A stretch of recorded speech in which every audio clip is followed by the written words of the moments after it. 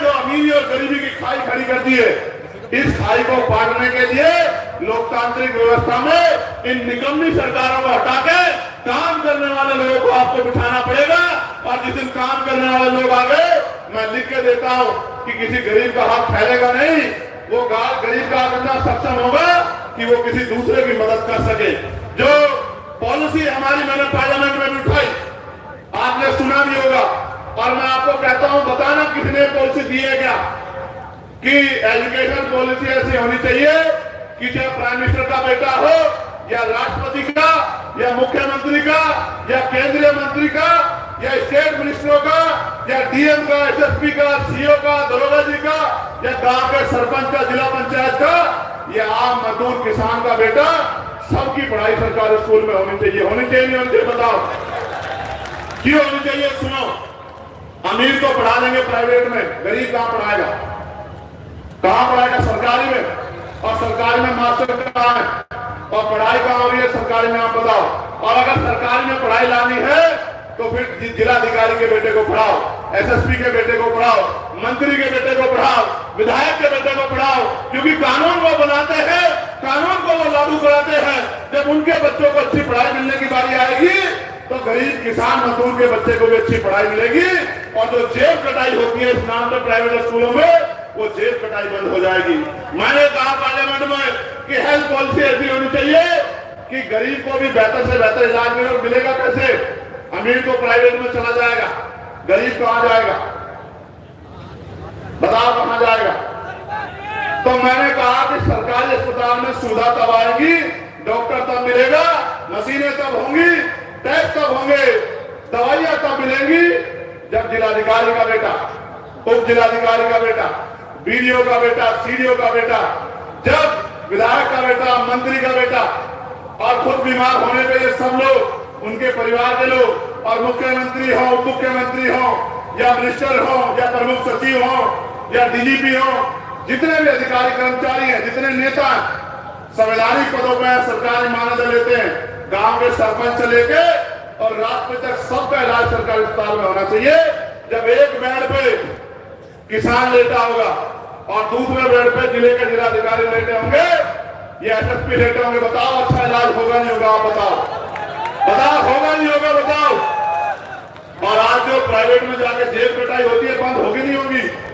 आपके जीवन में बदलाव होगा नहीं होगा? तो मैं तो कोशिश करता कि ऐसी पॉलिसियां बने। मैंने एक मांग उठाई थी 29 जुलाई को, आप ऑन रिकॉर्ड पढ़ लेना कि पार्लियामेंट में जाने के बाद हमने क्या प्रयास किए हैं। मैंने मांग उठाई थी कि न्यूनतम वेतन 700 रुपए होना चाहिए। 300-400 रुपए की मजदूरी में गरीब अपने बच्चों का पेट नहीं पाल सकता, महंगाई इतनी बढ़ गई है। तो सरकार को न्यूनतम मजदूरी जो है अभी 10-12 दिन पहले वो बढ़ाकर 783 रुपए करनी पड़ी और अक्टूबर के 1 माह से 1 तारीख से वो लागू हुई। ये किया हमने पार्लियामेंट में जाके। और साथ साथ ये जो हमारे पुलिस के भाई हैं उत्तर प्रदेश के, इनको 12 घंटे, 14 घंटे, 16 घंटे ड्यूटी करनी पड़ती है। मैंने इनके लिए भी मांग उठाई कि इनको 8 घंटे की जो है ड्यूटी होनी चाहिए और सप्ताह में 1 दिन इनको छुट्टी होनी चाहिए और बॉर्डर स्कीम से इनको जो है बाहर करना चाहिए। इनकी वेतन विसंगता दूर होनी चाहिए इनको भी, क्योंकि ये भी जनता की सेवा के लिए है, तो इनकी परेशानियों को भी सरकारों को सुनना चाहिए। मैंने होमगार्ड के भाइयों का वेतन बढ़ाने की मांग उठाई। मैंने आशा, आंगनबाड़ी, भोजन माता जो है जिनको 2-4-6 हजार रुपए मिलते हैं, उनका वेतन 21,000 रुपए मिनिमम होना चाहिए। इस बात की मांग भी मैंने उठाई। और जो ग्राम में सेवक है, इनको ग्राम रोजगार सेवक कहते हैं। मेरा इनका एक पत्र भी मेरे पास आया है, जिनको ग्राम प्रहरी कहते हैं, चौकीदार कहते हैं।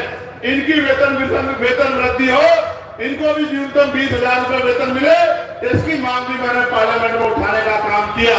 पार्लियामेंट में तो मैं इस मांग को जोर शोर से उठा रहा, लेकिन असेंबली में कौन उठाएगा?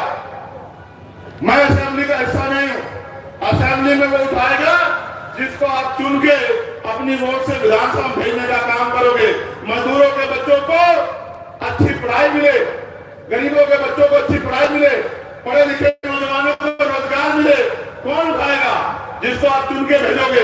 आपको तो मौका जल्दी आ गया है, वरना लोगों के पास तो 2027 में आएगा। मैं आपको कहना चाहता हूं क्या मेरे काम में कमी है? दोनों हाथ उठा के बताओ, मेरे काम में कमी है? कोई ऐसी एक मांग बताओ जिस पे आपके लिए लड़ता नहीं। क्या कभी आपके लिए जेल की परवाह करी? क्या लाठी की परवाह करी? और तो गोली भी खानी पड़ी, क्या गोलियों से डरा? तो जब मैं पीछे नहीं हट रहा हूं तो महापुरुषों के सपने को पूरा करने के लिए आप लोग क्यों पीछे हटना चाहते हो? बताओ, मदद करोगे नहीं करोगे? मैं विश्वास दिलाता हूं किसान भाइयों को कि किसान किसी के दफ्तर में कागज लेकर नहीं खड़ा होगा। अगर उसने मुझे ताकत देने का काम किया, भाई जायज को ताकत देने का काम किया, वोट की ताकत से मजबूत करने का काम किया, मैं आपको विश्वास दिलाता हूं हम संघर्ष करेंगे, इतना संघर्ष करेंगे कि हर गांव तक, गली गली तक जाएंगे। हमने तैयारी कर ली है। ये इम्तिहान है मीरापुर के लोगों, इस इम्तिहान को अपना इम्तिहान बना लो। ये जो मेरा इम्तिहान है, जायज का इम्तिहान, आजाद समाज पार्टी का इम्तिहान है, इसको अपना इम्तिहान बना के एक ताकत यहां से बना के दे दो।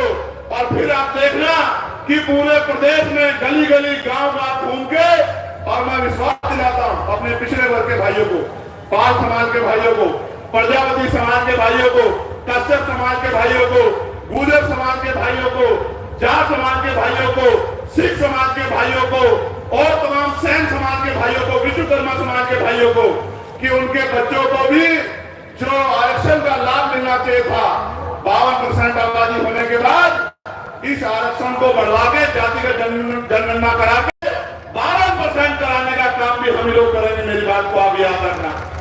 मैं तो आपसे कह रहा हूं, डर के साए में क्रिश्चियन समाज के लोग, मुस्लिम समाज के लोग, कोई दाढ़ी पकड़ के मार देता, कोई टोपी पहनने पर मार देता।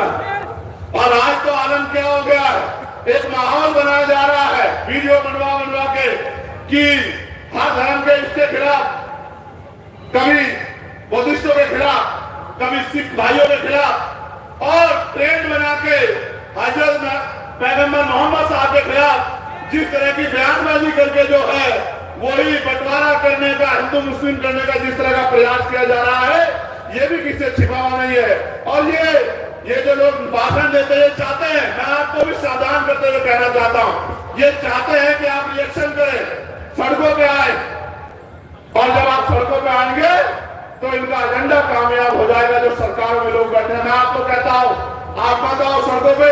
जब आपने हमें वोट दी है और हमारा साथ देने की बात कर रहे हो, तो आप पे आंसू पोंछने का काम और आप पे हर उठी हुई उंगली को रोकने का काम हम लोग करेंगे। इस बात का भी मैं आप लोगों को विश्वास और वचन देता हूं। लेकिन मैं आपसे कह रहा हूं, इनकी कठपुतली मत बनो, इनकी बातों में मत आओ, ज्यादा लापरवाह मत बनो। आप समझदार लोग हैं, ये कोई बहुत ताकतवर लोग नहीं है जो इस तरह की भाषा का प्रयोग कर रहे हैं। और किसी धर्म के लोग इनको पसंद नहीं कर रहे, यहाँ तक कि हिंदू धर्म के लोग भी इनको पसंद नहीं करते, लेकिन ये अपने नेताओं के एजेंडों पर काम कर रहे हैं। हमें समझदारी दिखानी है, लापरवाही नहीं करनी। मैं आपको भी कहना चाहता हूं, जाहिद भाई प्रत्याशी हैं और वो मेहनत कर रहे हैं। और मैं अपने साथियों को कहना चाहता हूं, पुराने साथियों को जो मैं देख रहा हूं कि आज जो है वॉलंटियर की ड्यूटी कर रहे हैं, मैं उन सबको कहना चाहता हूं, हरियाणा में परिणाम हमारे फेवर में क्यों नहीं रहे? सुनना चाहते हो? कड़वी बात है, इसलिए नहीं रहे फेवर में क्योंकि वहां आप विरोधियों से नहीं लड़ रहे थे, आपस के मन मुटाव से लड़ रहे थे। मैं जानता हूं आपकी ताकत को। जब जब आपने एकजुट होकर काम किया है संगठन और पार्टी के लोगों ने, तो फिर कोई लक्ष्य नामुमकिन आपके लिए नहीं है।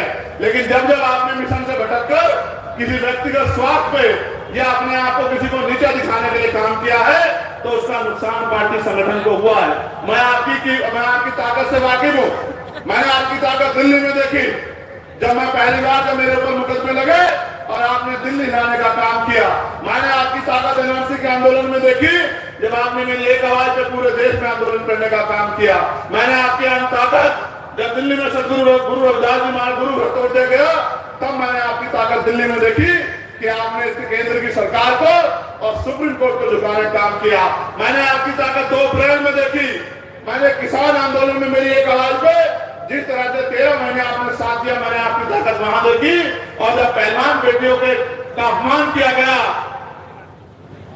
दिल्ली में जंतर मंतर पे आंदोलन हुआ और आपने मेरी एक आवाज पर खड़े होकर आके वहां की सरकारों को ऐलान जवान बेटियों के साथ है।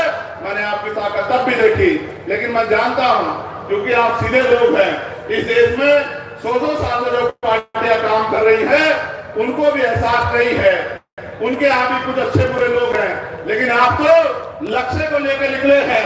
आपका कोई अपना लक्ष्य नहीं है, आपका लक्ष्य हासिल पे अंतिम जो व्यक्ति है उसको सम्मान और सुविधा और अधिकार दिलाने का लक्ष्य है। तो मैं आपसे कहूंगा, ये जिम्मेदारी मैं उन लोगों के भरोसे छोड़ता हूं जिन्होंने मेरे आए बगैर ही 8 जिला पंचायत मुझे यहाँ से जिता के भेजे थे। मैं उन मुजफ्फरनगर के साथियों के भरोसे आकर जिम्मेदारी छोड़ता हूं कि ये मीरापुर विधानसभा ना जायज लड़ रहे हैं, ना इनका परिवार लड़ रहा है। ये मीरापुर विधानसभा चंद्रशेखर आजाद लड़ रहा है और चंद्रशेखर आजाद को ताकत देनी है, कमजोर करना, ये आपको तय करना। आप जानते हो अगर मेरी ताकत बढ़ेगी तो क्या कोई आप पर जुल्म कर देगा? बताओ, दोनों हाथ उठा के ईमानदार से कर देगा? कोई बहन बेटियों की तरफ गलत नजर से देख लेगा? कोई अधिकारी आपको परेशान कर देगा? मैं तो आपको कह रहा हूं कि मैं आपके ऊपर छोड़ता और मैं शांत हो जाता।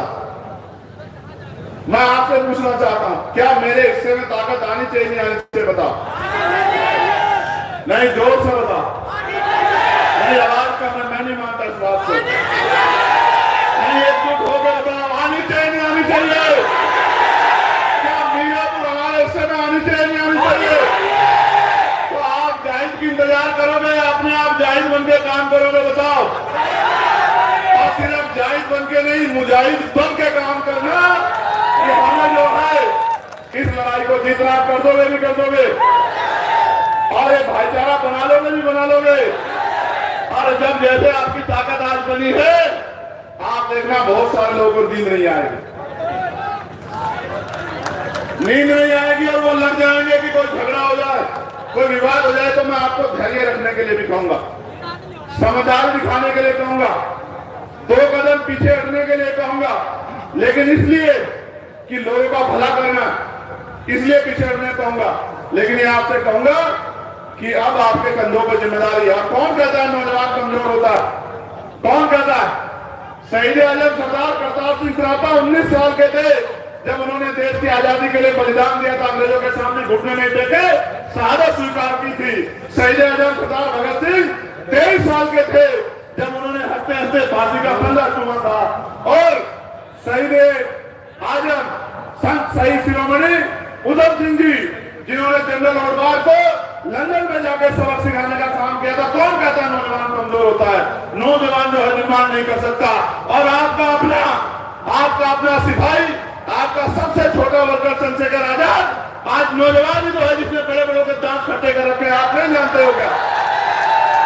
बताओ, पार्लियामेंट में आपके कार्यकर्ता से ज्यादा मजबूती से कोई आवाज उठाता है क्या आपकी? बताओ, निडर होकर आवाज उठाता हूं, उठाता हूं। तो मैं फिर आपसे कह रहा हूं, एक बार साथ दिया तो आपकी एक ताकत बनी। अब उत्तर प्रदेश में लक्ष्य बना लो, और कुछ पार्टियां तो आपको हराने के लिए लड़ेंगी, याद रखना मेरी बात। वो भाजपा से नहीं लड़ेगी जिसका से चुनाव होगा, या सीधा सीधा चुनाव भाजपा से होगा। ये बात को मेरी याद रखना और हौसला बुलंद रखना, क्योंकि वो शाम दाम दंड भेद और मशीनरी पुलिस सबका प्रयोग करेंगे। डर तो नहीं जाओगे? वैसे तो तुम मेरे बहादुर शेर हो, तुम डरने वाले लोग नहीं हो, मैं जानता हूं इस बात को। और ये तो तुमने खतौली में भी करके दिखाया था। क्या मैं नहीं जानता इस बात को कि बड़े बड़े लोगों को भूल चटाने का काम किया था? लेकिन मैं आपसे कह रहा हूं, अगर ताकत नहीं बनाओगे तो सड़कों पर नारे लगाते रह जाओगे, और ताकत बनाओगे तो फिर आपके में क्षेत्रों में काम करा पाओगे, पॉलिसी बनाने में भी। कानून असेंबली में बनेंगे, लखनऊ में, मीरापुर में नहीं बनेंगे। मीरापुर के लोग तो वोट की ताकत देके भेज सकते हैं। मैं एक और बात आपसे जानना चाहता, जब आप 100 रुपए का सामान खरीदते हैं, जब आप 100 रुपए का सामान खरीदते हैं तो उस सामान को चेक करते हो नहीं करते हो? करते हो नहीं करते हो? ये देखते हो कि सामान पूरा है या नहीं है? ये देखते हो कि एक्सपायर तो नहीं हो गया सामान? देखते हो ना? और जिसको वोट देते हो 5 साल आपकी गलियों में दिखाई देता, फिर कुछ सोचते हो नहीं सोचते हो? कब तक ठगे जाते रहोगे? कब तक खड़े जाते रहोगे? जब 10 रुपए के 100 रुपए के सामान पे सोचते हो तो बाबा साहब अम्बेडकर के कुर्बानियों से मिली 4-4 बच्चों की कुर्बानियों से मिली वोट को देने जाओगे तो इस बार सोच लोगे नहीं सोच लोगे? पक्का? तो बताओ फिर क्या होगा परिणाम? जोर से बताओ और जोर से बताओ। चाहते हो नहीं चाहते हो जीते? दोनों हाथ उठा के बताओ चाहते नहीं चाहते हो? और ठीक है फिर मैं धन्यवाद दूंगा मेरे छोटे भाई संजय रवि का, जो जिला पंचायत भी है वार्ड नंबर 43 से और जिला सचिव है बसपा में थे और 27 साल पार्टी की सेवा करते रहे और अब 27 साल बाद और आप जानते हैं खुशी से नहीं मजबूर होके, क्योंकि अपने लोगों को मिटते नहीं दे सकते हैं, आरक्षण को खत्म होते नहीं देख सकते हैं, अपने बच्चों के हक अधिकार खत्म होते नहीं देख सकते हैं, इस देश की सरकारी संपत्ति को लूटते नहीं देख सकते हैं, इस देश की सरकारी नौकरियों को बर्बाद होते नहीं देख सकते हैं, निजीकरण के जरिए आपके अधिकारों को आपके बच्चों के हिस्से को छीनते नहीं देख सकते हैं। इसलिए मैं संजय और हमारे तमाम साथी सब लोगों ने संकल्प लिया है कि अब हम चाहे मिट जाएंगे लेकिन अपने लोगों के अधिकार को छीन के इनके कुंडली मार के किसी को घर में नहीं देंगे। मैं धन्यवाद दूंगा ये आर्मी के सभी साथियों का, आजाद समाज पार्टी के सभी साथियों का, हमारे मिशन 78 के सभी नेताओं का और हमारे अनुशासन समिति का, हमारे लीगल सेल के साथियों का और सबसे ज्यादा धन्यवाद दूंगा आपका। मेरे साथ ऐसे दोनों हाथ जोड़े खड़े हो जाओ, अपनी जगह पे खड़े हो जाओ।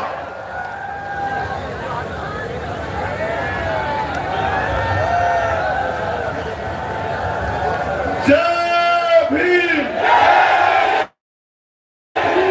जय भारत, जय भारत, जय जवान, जय जवान, जय किसान, जय किसान, जय मंडल, जय जोहार, जय जोहार। मीरापुर की जनता जिंदाबाद, जिंदाबाद, जिंदाबाद। मीरापुर की माताएं बहनें महान जनता जिंदाबाद, जिंदाबाद, जिंदाबाद। अच्छा मेरे साथ रहोगे तो जिंदाबाद रहोगे, जिंदाबाद, जिंदाबाद। और अगर किसी और के चक्कर में पड़ोगे